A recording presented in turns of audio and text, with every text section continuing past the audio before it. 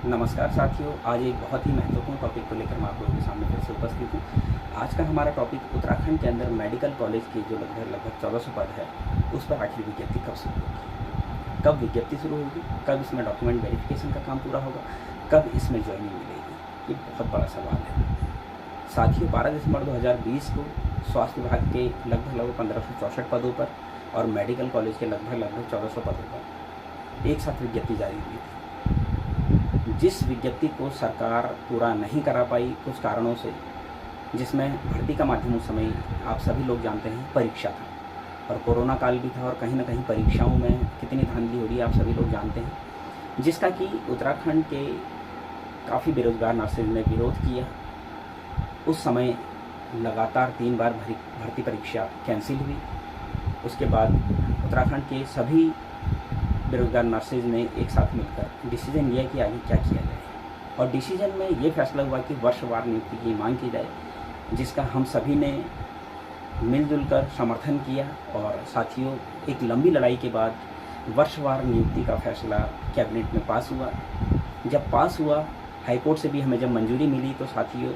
स्वास्थ्य विभाग और मेडिकल कॉलेज के जो लगभग 3000 पद हैं उन पर विज्ञप्ति जारी होनी थी, लेकिन सरकार द्वारा स्वास्थ्य विभाग के लगभग जो 1564 पद हैं उन पर ही विज्ञप्ति जारी की गई। बाकी के जो मेडिकल कॉलेज के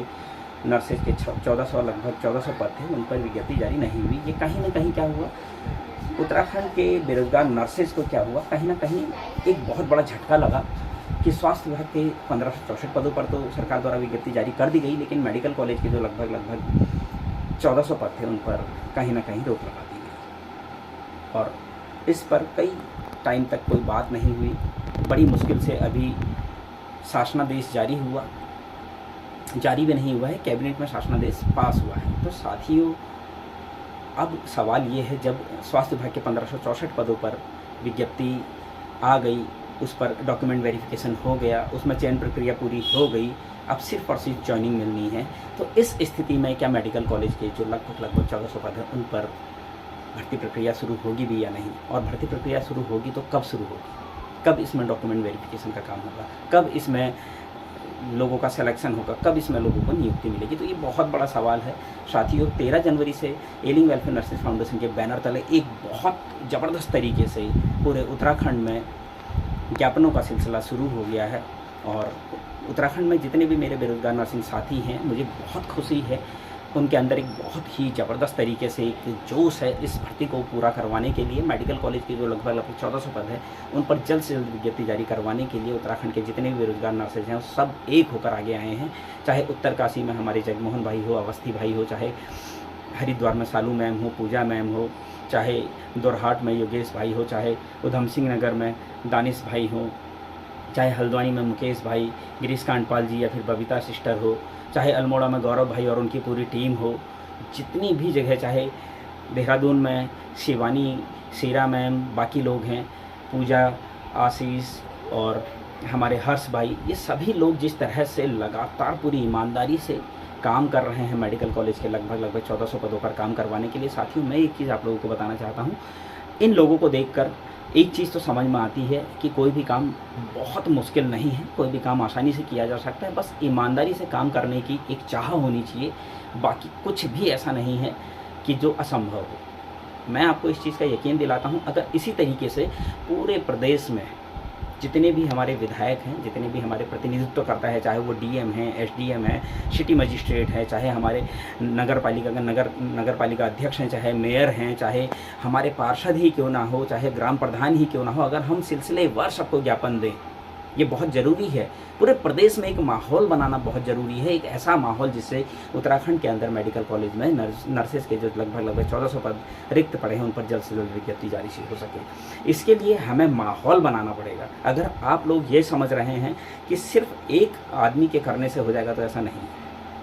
सभी लोगों को पूरे उत्तराखंड में चारों तरफ से प्रेशर बनाना पड़ेगा, और जब चारों तरफ से प्रेशर बनेगा तो स्वास्थ्य विभाग के जिस तरीके से 1564 पद भर दिए गए हैं, उसी तरीके से मेडिकल कॉलेज के लगभग 1400 पदों पर भी जल्द से जल्द विज्ञप्ति जारी होगी, जल्द से जल्द डॉक्यूमेंट वेरिफिकेशन का काम होगा, जल्द से जल्द इस पर क्या होगा, चयन प्रक्रिया पूरी होगी, और जल्द से जल्द हम लोगों को नियुक्ति मिलेगी। लेकिन इसके लिए हमको करना क्या है, इसके लिए हमको एक ही काम करना है, मेडिकल कॉलेज के लगभग 1400 पदों के लिए लगातार ज्ञापनों का सिलसिला जारी रखना है। जितने साथियों ने ज्ञापन दे दिया है उन लोगों को अभी क्या करना है, अपने और प्रतिनिधित्व करता है, चाहे विपक्ष है, चाहे पक्ष में जितने भी नेता प्रतिपक्ष है या फिर जितनी विपक्षीय पार्टियां हैं, हमारे जितने भी अभी विधायक हैं, वर्तमान के विधायक हैं, हमारी वर्तमान सरकार के जितने विधायक हैं, उन सभी को हमने ज्ञापन देना है। हमारे जितने भी ब्यूरोक्रेट्स के अधिकारी हैं, चाहे वो डीएम हैं, एसडीएम हैं, सिटी मजिस्ट्रेट हैं, उनको भी हमने ज्ञापन देना है। हमने नगर पालिका अध्यक्ष को भी ज्ञापन देना है, हमने नगर निगम के मेयर को भी ज्ञापन देना है, हमने पार्षदों को भी ज्ञापन देना है, हमने ग्राम प्रधान को भी ज्ञापन देना है, जिला पंचायत सदस्य को भी ज्ञापन देना है, जिला पंचायत अध्यक्ष को भी। लगातार इन ज्ञापनों का सिलसिला जारी रहना चाहिए, क्योंकि ये एक बहुत बड़ा प्रेशर होता है साथियों। आप ये मत सोचिए कि इस तरीके से करने से कुछ नहीं होगा। जिस तरीके से लगातार ज्ञापन दिए जा रहे हैं, एक उत्तराखंड में एक